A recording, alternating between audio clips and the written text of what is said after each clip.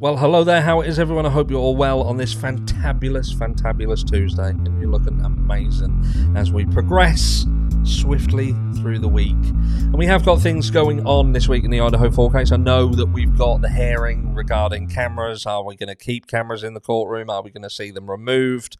At the moment, it seems both Bryan Kohberger and the prosecution all want cameras removed. Now, I can see potentially why Bryan Kohberger wants them removed because of the way in which media has behaved around the footage in the courtroom. And I have to kind of...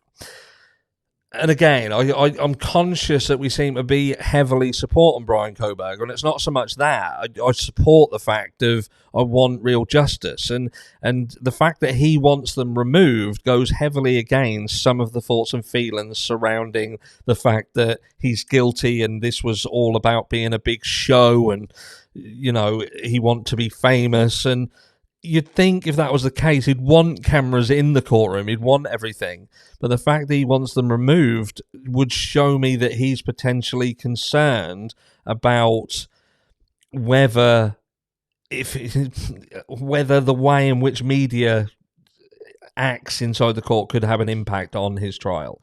And the prosecution, the fact that they don't want cameras in there either, kind of goes in the direction of they ain't wanted anybody to see anything at any step along the way. And this could just further promote the fact that they just want to keep more and more and more behind closed doors and out the way of the public.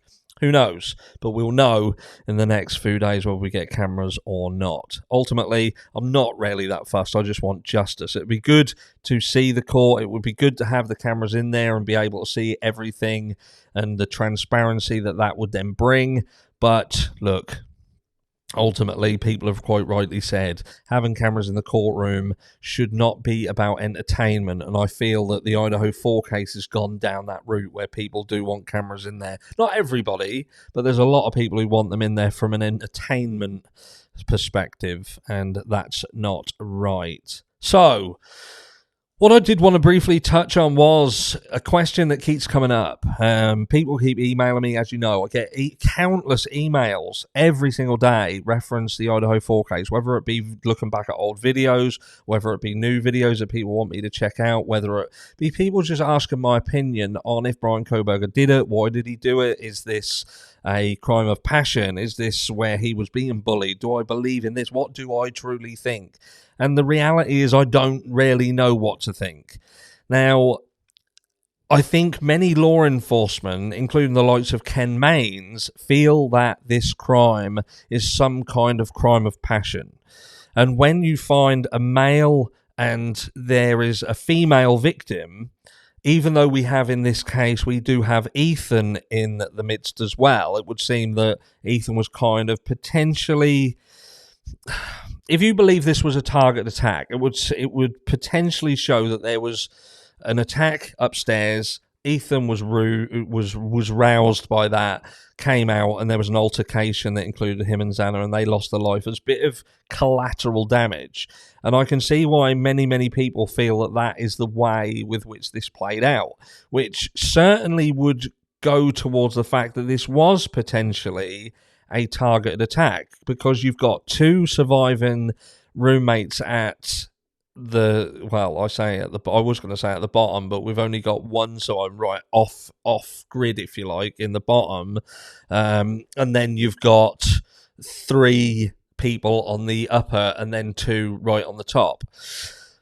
But ultimately, it makes sense that it was a target attack on the top floor, and look who was in the top floor. You've got Kayla Gonsalves and Madison Mogen. Now, Kayla Gonsalves shouldn't have been there. She'd moved out of the property and had secured a job elsewhere and had literally only came back to attend a party that evening. So unless the person who did this had prior knowledge of what was going on, and they potentially entered that property with an understanding that potentially Madison was there on her own, and they knew where Madison was in the house. And that could have been, people have said, that could have been quite easily found if someone had been looking around the outside and had seen Madison through perhaps an external window. There was only 2 bedrooms per per floor, so it wouldn't have been hard. And I've tried to. I think I'm just trying to be fair, because I think to myself about going into that house and navigating in the house in the dark. Other people said I don't think it was dark. There's a big neon sign in the house that would have potentially been lit up like a Christmas tree. But what I'm trying to do in this video is say, okay, so this person didn't have any help. So they weren't told who was going to be there. They weren't told what time to be there. They weren't told about locks and stuff like that in the house. So then you have to think, okay, so who did they think was going to be there? How did they know where the people were? And again, maybe that was just as easy as looking outside, looking at what window Madison was in, perhaps. And it is a case of, so was someone fixated and in love with Madison? And that is quite possible. It's quite possible that this was indeed a crime of passion, because we only have certain options in this crime, and that is that it's a crime of complete and utter random. It was random. But does it really look random? Could it have really been random? A door that happened to be unlocked, doors inside that just happened to be unlocked, because we spoke in another video about, could this person have gone into this house thinking they were going to have to break down students' doors, because they must have considered the fact that these doors were likely locked on the inside. So did they go in with a crowbar? Did they go in with a screwdriver? Did they think they were just going to go in there and boot the doors down? So in my mind, I'm thinking it makes more sense if this person had either been in this property, they had knowledge of this house, and they would have understood what was going on. They would have known where people were. And that's where, again, it throws more question marks over Bryan Kohberger's head, because apparently nobody knew him. Nobody saw him. So I think to myself, if this was a target attack, and say the target was indeed Madison Mogen, then was Bryan Kohberger the man? I think if you want to go down the route of saying that this was indeed a target attack and Madison Mogen was the person who most likely was the intended victim, and all the rest kind of spiraled because Kaylee shouldn't have been there, and Ethan, again, was a guest in the house staying over to see Xana, and, he just got roused and come out of his room, and the rest was kind of history, then I kind of have to then consider whether Bryan Kohberger was the person who was in love or had some infatuation with Madison Mogen. Now, we saw early on in the case that there was multiple accounts for Bryan Kohberger, but one of his accounts was all over Madison's Instagram account. But again, the downside is that it wasn't until after Bryan Kohberger was named that your attention was brought to Bryan Kohberger in general, and there was multiple accounts, and we always know how these cases go, so you don't know how honest and how accurate these accounts are. Were they truly belonging to Bryan Kohberger, or were they just other accounts where the names had been changed and, to build up some, nefarious information that made him look even more guilty online? Who knows?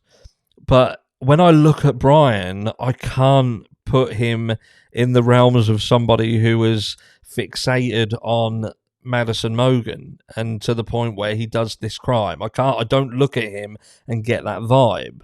I don't get that vibe that he's a guy who could potentially struggle with female, attention to the point where he would do this crime. We have touched on this before, but I'm touching on it now because people are flat out asking, do you think that Bryan Kohberger did it? Do you think that he was going in there to attack one specific person? Because again, we've only got so many different options. It could either be completely random, it is to do with narcotics, or it's to do with a female, a male and a female, and something spiraling out because of, again, rejection or something like that. The question is, if you want to go down the route of rejection, does Bryan Kohberger look like the sort of person who would do this crime due to rejection? And that's the biggest question of all.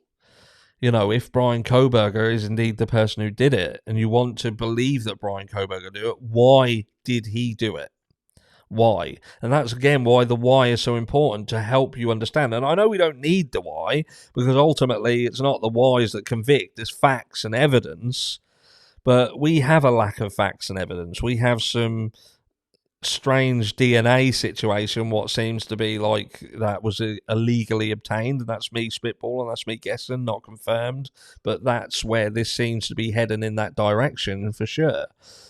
But the crime happened for a reason. Whatever happened, whatever and whoever, it happened for a reason. And it happened because of randomness, happened because of narcotics, or it happened because of some form of relationship breakdown or something going on with these housemates and a third party. And who knows? We do hope that this comes out in a wash, but this is my response to those that asked. I can't see Bryan as being this murderer because of some lovesick pony, or falling in love with someone because he saw him in a restaurant or online, in the abundance of people online. I can't put him in that. I can't say that. It doesn't make sense to me. If I had to put Bryan Kohberger in the hot seat, for me it makes more sense to be narcotics related than it does lust related. And when you go down the route of narcotics relationships and things like that, it further pushes me in the direction that he didn't act alone. This was a bigger picture. But let me know down below. Was Bryan Kohberger a lovesick pony? Was he in love with Madison Mogen, and was Madison Mogen the intended target all along, and everyone else was just collateral damage, and this just spiraled out of control? And if you think that, can you see Bryan being the person who was indeed in love or in lust with Madison Mogen, and that's why he did it? Down below, and I'll catch you all in the next one.